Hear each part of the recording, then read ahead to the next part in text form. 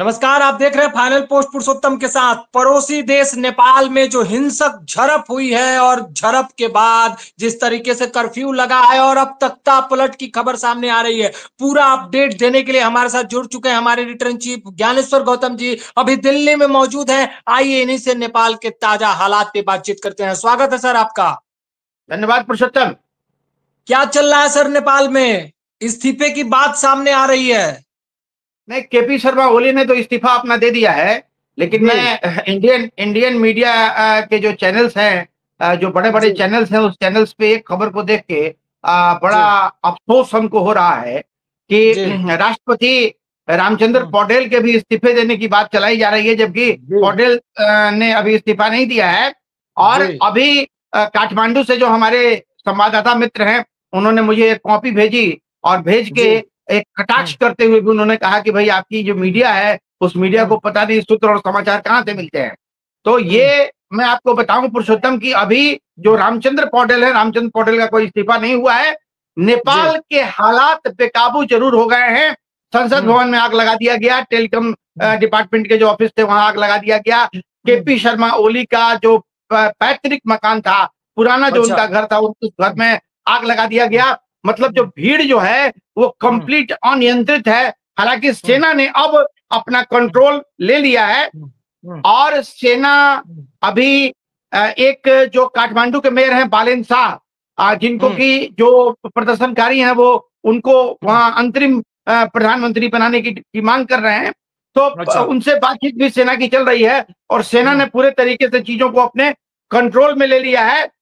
मुझे लगता है कि एक आध हफ्ते 10 दिन के अंदर में चीजें धीरे धीरे सामान्य होंगी और उसके बाद अंतरिम सरकार के गठन की तैयारी नेपाल में प्रारंभ होगी।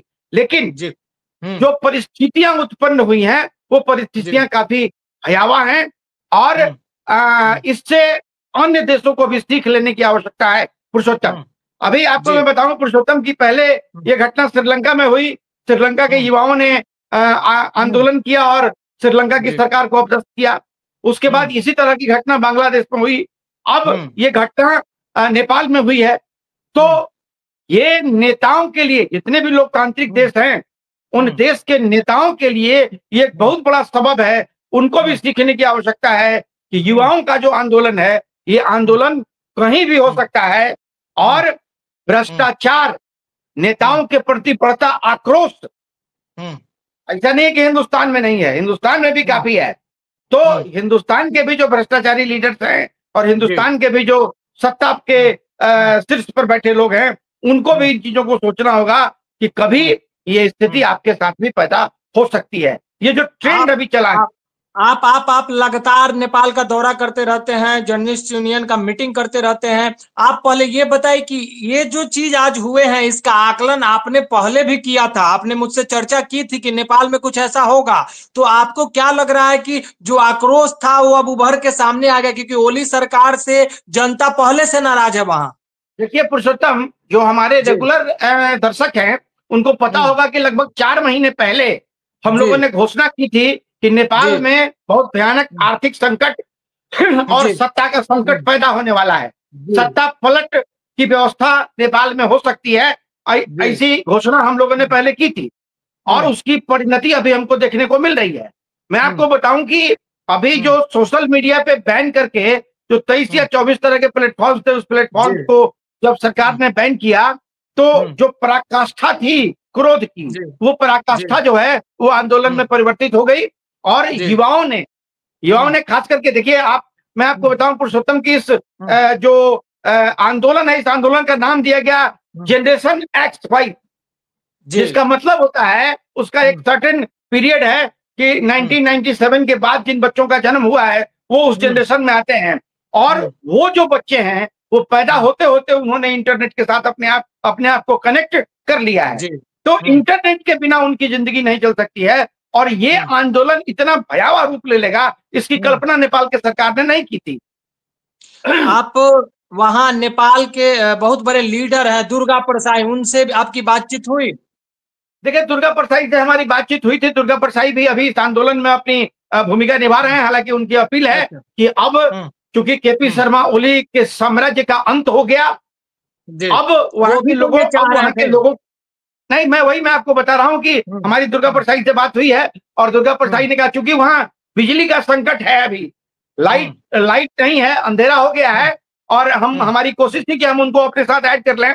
हम नेपाल के जो कुछ बड़े वरिष्ठ पत्रकार हैं उनको भी अपने साथ ऐड करना चाहते थे, लेकिन इलेक्ट्रिसिटी की सुविधा नहीं होने की वजह से हम उनको ऐड नहीं कर पाए। लेकिन लगातार नेपाल के जो पत्रकार मित्र हैं उनसे हमारी बातें हो रही हैं, और अच्छा, जो चीजें चल के आ रही, जैसे अभी राष्ट्रपति के इस्तीफे की बात आई, हम आपको लेटर की कॉपी आप हमारे दर्शकों को दिखाएं कि किस तरीके से अभी नेपाल के जो राष्ट्रपति हैं रामचंद्र पौडेल जी, उन्होंने अपील की है जनता से कि आप शांति बनाए रखें। केपी शर्मा ओली का इस्तीफा आ गया, उसको स्वीकार कर लिया गया है, और सरकार के प्रति जो आपका आक्रोश था उसकी समाप्ति हो जानी चाहिए। नए अंतरिम सरकार के गठन की तैयारी की जा रही है। सेना ने भी अपील की है, सेना की बात भी वहां के जो मेयर हैं, और मैं आपको बताऊं कि हम लोग भी जब काठमांडू यात्रा पर गए थे तो मेयर साहब से मुलाकात हुई थी, और युवाओं में उनकी जो पॉपुलरिटी है वो पॉपुलरिटी बिल्कुल सर चढ़ के बोल रही थी। और अभी मीडिया के माध्यम से भी, नेपाली मीडिया के माध्यम से भी जो समाचार हमको मिल रहे हैं वो समाचार यही है कि बालेन शाह को अंतरिम प्रधानमंत्री बनाया जा सकता है। अपने रिफॉर्म के लिए जाने जाते हैं, यंग है, एनर्जेटिक है, ऑनेस्ट है ना, तो उनके नाम पे सहमति बन सकती है और बालेन शाह नेपाल के अगले अंतरिम प्रधानमंत्री बन सकते हैं। दुर्गा परसाई की भी कोई भूमिका होगी नई सरकार में?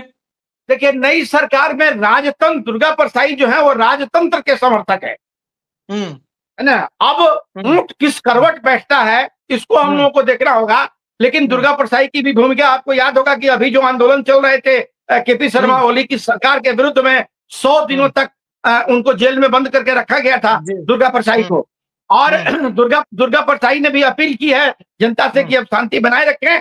हमारा जो मिशन था वो मिशन पूरा हुआ, और सरकार बनाने की जो दिशा में आगे चीजें बढ़ेगी उसमें राजतंत्र की क्या भूमिका होती है, राजा की क्या भूमिका होती है, ये अभी आने वाले, मुझे लगता है कि 12 से लेकर 24 घंटे के भीतर में वो सारी परिस्थितियां क्लियर होगी, तो फिर हम अपने दर्शकों को बताएंगे। लेकिन दुर्गा परसाई भी महत्वपूर्ण भूमिका में है नेपाल में शांति व्यवस्था को स्थापित करने में और नेपाल के सरकार की गठन में।